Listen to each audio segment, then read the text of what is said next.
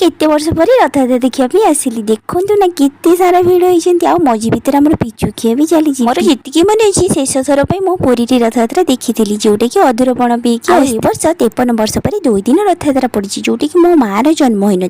प्रथम थर कर शुणिले वर्ष 2 दिन रथयात्रा पड़ी से प्रथम दिन तो देखा आसी पार नी तो सेकेंड दिन जोटा कि 5 वर्ष है मो पु को गोटे मस 5 वर्ष हो धरिकी तो मुझे रथयात्रा के देखा आसीनी ସେଇଟା ପ୍ରଥମ ଥର ଧରିକି ଆସି ଦେଖନ୍ତୁ ଏଇ ସବୁ ତ ଛୁଆମାନଙ୍କର ସବୁ ଜାଗାରେ ଯାତ୍ରା ମାତ୍ର କି ଏଇ ସବୁ ଜିନିଷ ସବୁ ସୁବିଧା ଥାଏ ଗୋଟେ ଚଢ଼ିବା କଥା ନ ଚଢ଼ିକି ଯୋଉ ପଟେ ଖସରିବା କଥା ସେଇ ପଟେ ଚଢ଼ିକି କେମିତି ସବୁ ମଜା ଖାଇ ଖାଇକି ଯାତ୍ରାର ମଜା ନେଇଥିଲୁ। ପିଚୁ ବୋଲି କ'ଣ ଗୋଟେ ଚମକି ପଡ଼ିଲେ କି ପିଚୁ ହେଉଛି ଦେଖିବା ପାଇଁ ଲିଚୁର ଛୋଟ ଭଉଣୀ ଭଳି ଲିଚୁର ସାନ ଭାଇ ଏମିତି ଭାବି ନିଅନ୍ତୁ କିଏ କିଏ ଖାଇଛନ୍ତି ପକ୍କା କମେଣ୍ଟ କରିକି ଜଣେଇବେ। ଆଉ ଏଇ ରଥଯାତ୍ରାଟା କୋଉଠି ହେଉଛି ଆପଣମାନେ ପକ୍କା ଜାଣିପାରୁନଥିବେ। 30ଟି ଜିଲ୍ଲା ମଧ୍ୟରୁ ସାନ ଆଉ ସବୁଥିରୁ ଲୋକ ସଂଖ୍ୟା କମ୍ ହେଉଛି ଆମ ଦେବଗଡ଼ ଆଉ ସେଇ ହିସାବରେ ସମସ୍ତେ जानी कि लोक संख्या कम आ सान डिस्ट्रिक्ट हिसाब से समस्ते जानी बोली आशा रखुची। आउ एमती है कि आम सब आड़े बुली बुलिकी मजा नहीं किंतु सब जगह को आपण मानक देखी पारे आउ जितकी जहाँ भी देखिली केमती लगे कमेंट करके पकई जनइबे आपण मैंने रथयात्रा देखले कि नहीं ता भी जनइबे।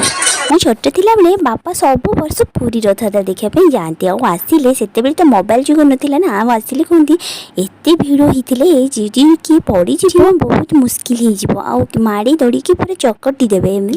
से भय आज पर्यंत मो मन में अच्छी आ मो पु को यही भिड़ कौन चलवा देवी कालिया को नीड़ा सतरे निरा कहीं 3-4 दिन है मुझे भलि चली पार नी बेड उठे भी छुट्टी छुट्टी चलुली कितु एठी आसला भी छुटौली कितु 100 मीटर चलला टिके आराम मिला 100% मोर 50% तो दुख दूर हो यात्रा हो कि शॉपिंग मॉल हो कि दुकान हो किंतु मो पु आसिले अबुझा हवाटा हम किंतु आज जमा भी अबुझा है बहुत सुंदर भाव में बुलिकी घर को पलि आसिले। आज वीडियो भल लगे सब्सक्राइब करने जमा भी भूलें आज रोचे नुआ वीडियो देखा जय जगन्नाथ।